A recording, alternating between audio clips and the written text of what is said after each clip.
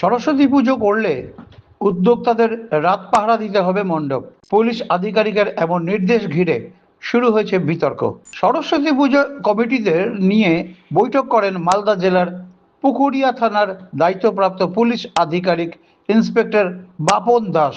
সেই বৈঠকে তিনি নির্দেশ দেন রাতে মণ্ডপ ফাঁকা রাখা যাবে না, পুজো কমিটির সদস্যদের পাহারা দিতে হবে।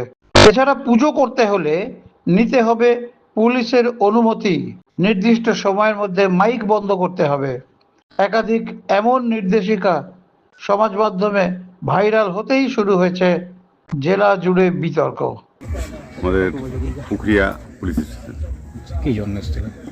সরস্বতী পুজোর উপলক্ষে আমাদের ওসি সাহেব আমাদেরকে কিছু পরামর্শ দেওয়ার জন্য ডেকেছিলেন এবং বেশ যেগুলো বললেন খুব সুন্দরভাবে বললেন। কোন ক্লাব থেকে এসেছিলেন? আমি পরানপুর জাগরণী সংঘ থেকে এসেছি। আমাদের 75 বছর পূর্তি, যার জন্য আমরা পারমিশন চাইতে এসেছিলাম। কী কী গাইডলাইন দেওয়া হলো? গাইডলাইন দেওয়া হলো আমাদের মানে ডিজেটা বন্ধ করতে বলা হয়েছে। তারপরে আপনার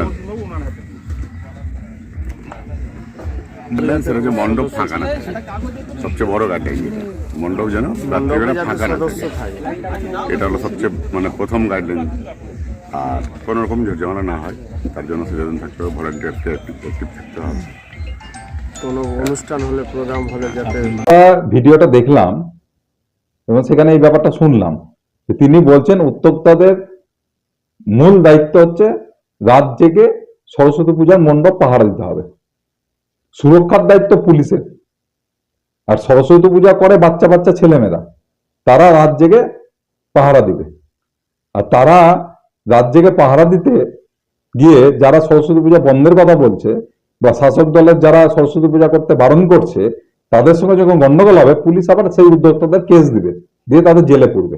এর থেকে তো পুলিশের বলে দেওয়া উচিত যে তোমাদের বাবা সরস্বতী পূজা করতে হবে না, আমরা তোমাদের সুরক্ষা দিতে পারবো না। আমরা তৃণমূল শাসক দলকে ভয় পাচ্ছি, যারা সরস্বতী পূজা করতে মানা করছে তাদেরকে ভয় পাচ্ছি। একটা অদ্ভুত অবস্থা। এর থেকে মনে হচ্ছে না আমরা পশ্চিমবঙ্গে আছি, ভারতবর্ষে আছি, না বাংলাদেশ পাকিস্তানে আছি, আমরা তো এটাই বুঝতে পারছি না। এ একটা অদ্ভুত অবস্থা। আমরা নিজেদের পুজো নিজেরা করবে, সেখানে পুলিশ প্রোটেকশন দেবে না। পুলিশের কাজ কি? পুলিশের কাজ কি তৃণমূলের নেতাদের সুরক্ষা দেওয়া? অবশ্য মালদা জেলায় সেটাই এখন অবস্থা হয়েছে। তৃণমূলের একটা গোষ্ঠী আরেকটা গোষ্ঠীকে গুলি করে হত্যা করছে বিভিন্ন জায়গায়।